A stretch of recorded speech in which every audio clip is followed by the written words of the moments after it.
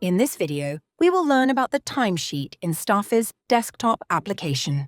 To open Timesheet, you need to navigate to Monitoring option from left panel, as you can see here.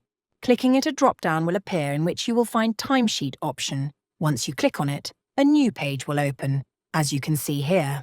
In this Timesheet, on the top here, you can select user or employee from this option. To select the assignments for this particular user on which the user was working, you can select from this option.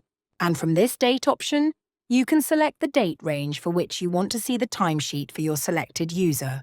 After selecting these filters, click on this Apply filter. After this, a detail of time for your selected user will appear down here like this.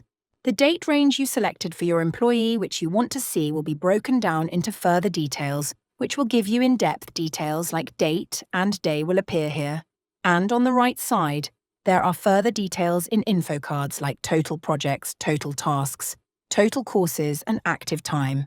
Active time is the collective time displayed for that particular date, including the break time and time spent by the user on that specific date. Further, you can see the manual time and idle time, which mean for how long the user stayed inactive will be displayed in this info card.